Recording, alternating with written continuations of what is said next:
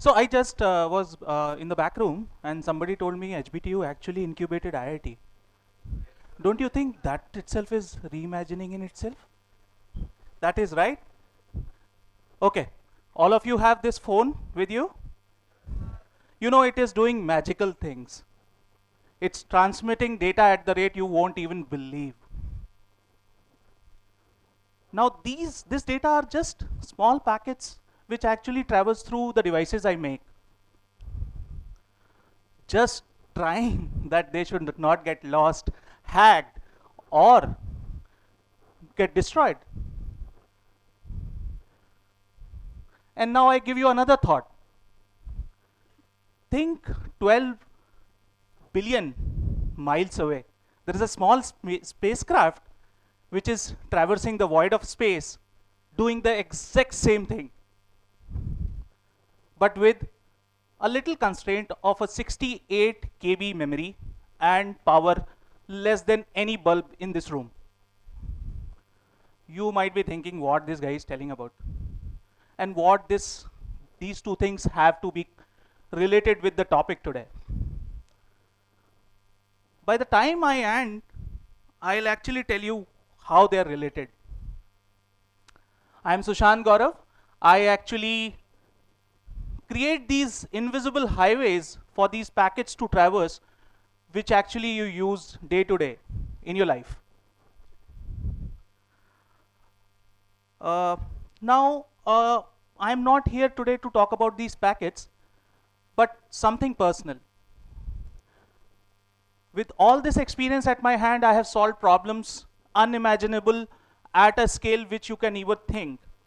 But then the biggest problem I had was when I looked into the mirror, it stares at me and tells me that what I have thought through when I was small.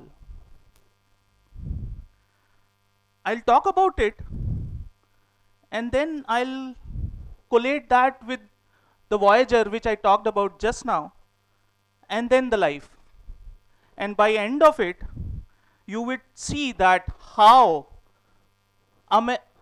imagination or impossibilities which you think they are impossible becomes inevitable.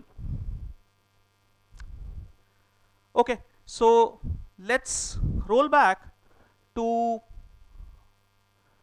2000s when there was this pandemic which arrived here on earth and we all went digital.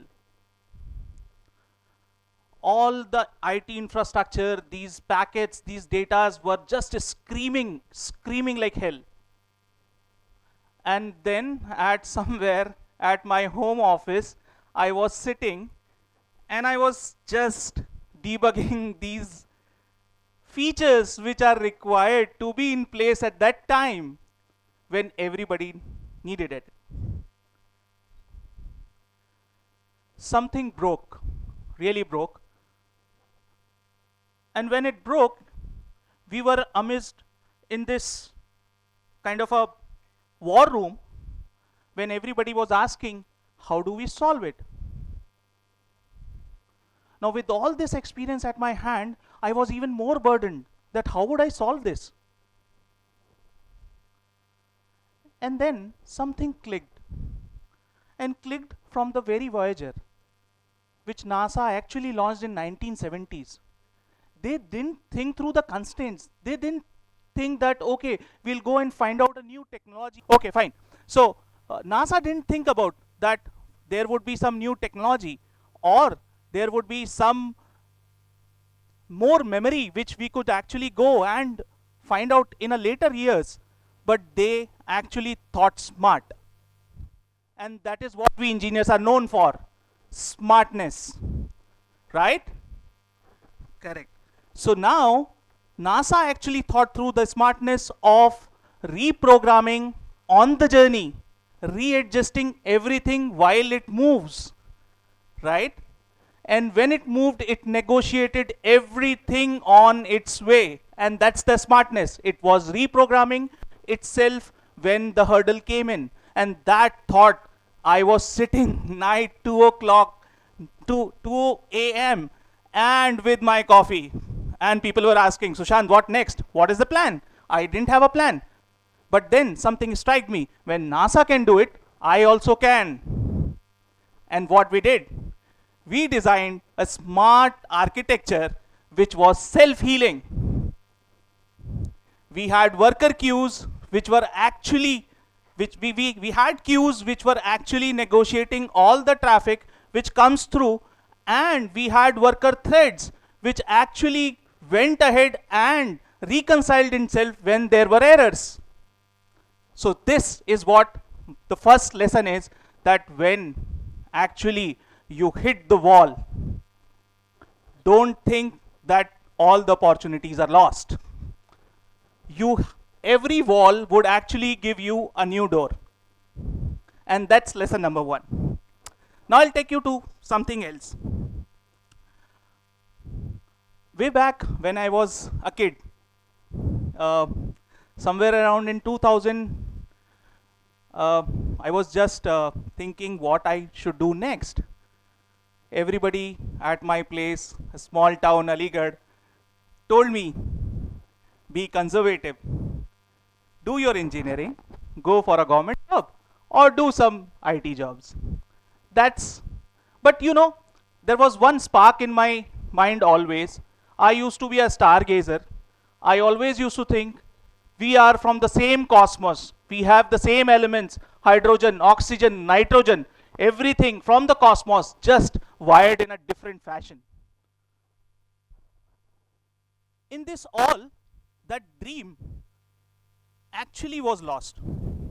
I did my graduation, and after doing my graduation, I landed up into a job at Wipro in 2007 from campus.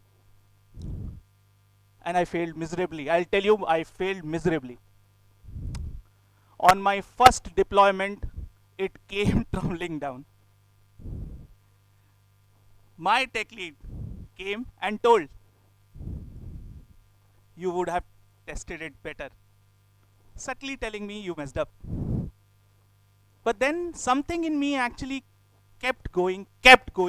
I kept showing up daily, keep debugging issues, keep architecting new things, and at the end, I'm here right now today, standing in front of you. So, my second lesson to you, your resilience matters, and it matters a lot. Keep showing up, keep doing things which you love, keep doing things which you want to do for the world. Don't think anything about jobs or what will happen next. Whatever you love, first find it, and then actually keep executing it just with sheer resilience. That's my second lesson. Now fast forward, coming to this September 2025. By the way, I am now reaching 40, and in September something clicked me that am I doing the things which I intended to do when I was that 17-year-old child, stargazing and thinking I will do this, I will do that. I was not. I was living somebody else's dream, just being golden cuffed, and people telling me, oh, you have achieved in life, you have done this in life, you have done that in life. But then inside me there was something which was always clicking, and that what happened, that I at 39 went ahead, did all the grit which is required to be done, and attempted to get into IIM. Now there was a program which was designed for people like us, which actually you can do in 2 years and simultaneously with your job. People were telling me, hey, you're mad. What are you doing? You are doing good in life. Why you have to do this? And then again I thought of that same Voyager, right? It was not programmed to go that way that it is today. It was just a mission to reach Jupiter and Saturn. But then on the way it was reprogrammed by NASA, and then where it is today. And that hit me. Then when they can do, why I can't? And then I enrolled in it. Luckily I got into IIM Ahmedabad, didn't make it to IIM, that God gracious, I am now in the best institute. And what makes it best? Now, when I entered the class, there were students ranging from 3 years experience till 27 years experience. And I was like, man, would I survive? Am I ancient in this set of people? Even somebody telling me that you are like a banyan tree. You feel that is humbling? No, that was really insulting. But I took that insult and then still found that Voyager moment in me that I'll keep going. I'll keep doing things which I imagined.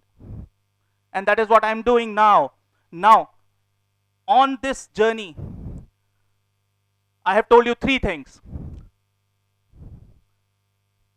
The me, stargazing, the packets, and the Voyager. Each of these three minded were doing something which was impossible, and somebody actually reimagined it. If there would not be that reimagination, you would not have been browsing what you're browsing today at the speed which nobody can imagine. If somebody would have not reimagined that the Voyager can actually go that billionth mile, it would not have. And if I would have not reimagined that I can still do and make it to a class at an age of 39, even I would have not done it. So, reimagining is the only key to make impossible possible.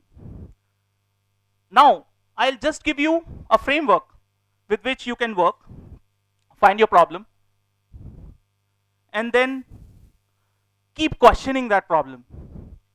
Once you keep questioning that problem, you would build resilience. And once you build that resilience, you have to find your Voyager moment. That escape velocity for which it doesn't matter whether you start slow, fast, or with a single engine burn or multiple engine burn. The only thing which matters is keep that trajectory through which you can escape. And once you find your Voyager movement, find your escape velocity, and then just keep transmitting. And with that transmission, I'll take a pause, and that was my time. Thank you for being such a nice audience.